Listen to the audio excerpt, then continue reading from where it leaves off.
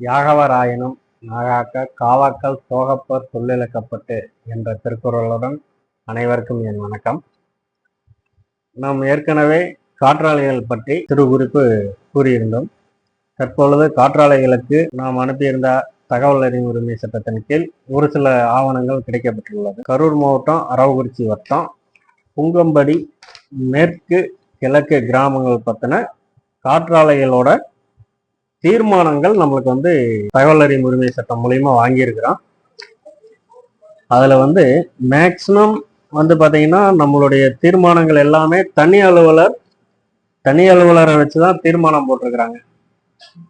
பொதுமக்கள் கிட்ட கருத்து கேட்பு நடத்தி யாரும் தீர்மானம் போடல. தனி அலுவலர் அவருடைய தனி அலுவலர் தீர்மானத்தை மட்டும் வச்சு அனுமதி வழங்கி இருக்கிறாங்க.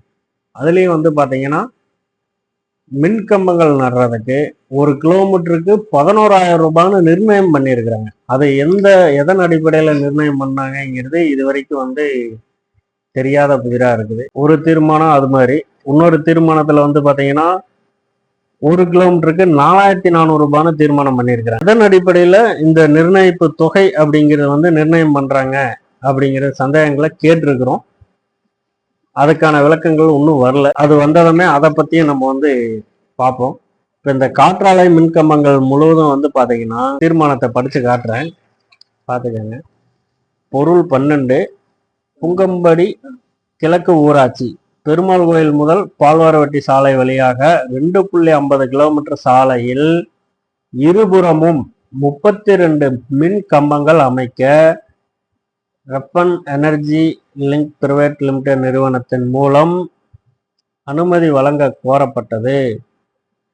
இதன் அடிப்படையில் மண்டல வட்டார வளர்ச்சி அலுவலர் மண்டலம் 1 அவர்களின் ஆய்வு செய்து அறிக்கை சமர்ப்பித்தனர்.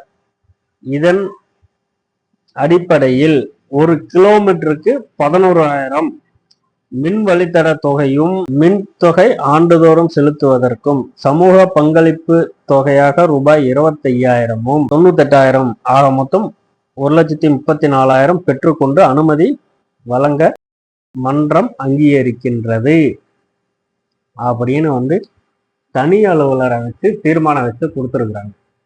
நம்மளுடைய இதெல்லாம் பாத்தீங்கன்னா பொதுமக்களுக்கு இடையூறு விளைவிக்கும் வகையில இப்ப நம்ம ஒரு இடம் வச்சிருக்கிறோம், அதுக்கு முன்னாடி கொண்டு தனியார் நிறுவனங்கள் ஒரு மின்கம்பத்தை அமைக்கிறாங்க.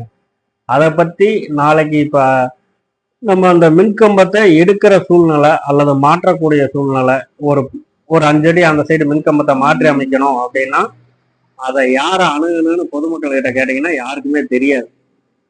இப்ப அரசு இபி டிபார்ட்மெண்ட்ல இருந்து ஒரு மின்கம்பம் நடுறாங்க அப்படின்னா அந்த மின்கம்பத்தை நம்ம மின்சார நம்ம லோக்கல்ல இருக்கிற இபி ஆஃபீஸ்ல போய் அதற்குரிய மனுவை நம்ம செலுத்தணும் அப்படின்னா அவங்க உரிய தொகையை மாறுதலுக்கான தொகை கட்ட சொல்லுவாங்க.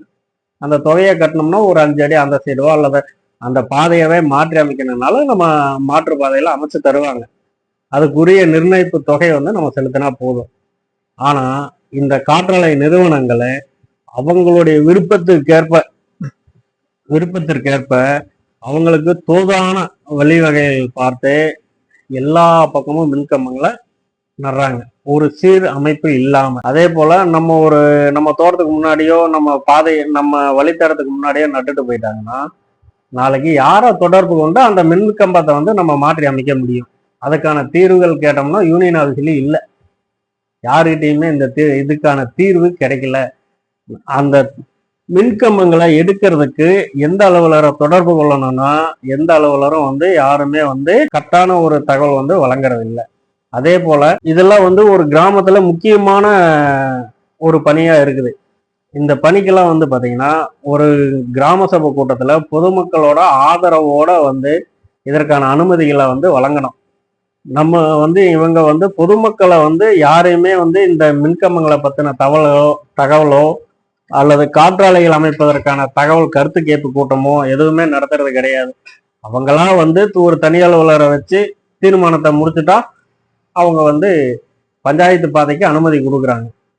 பஞ்சாயத்து பாதையில் எல்லா கிராம பொதுமக்களும் தான் பயன்படுத்துறதுக்கு ஒரு தனியார் நிறுவனத்துக்கு ஏதாவது ஒரு சைடு கொடுத்தா கூட பரவாயில்ல.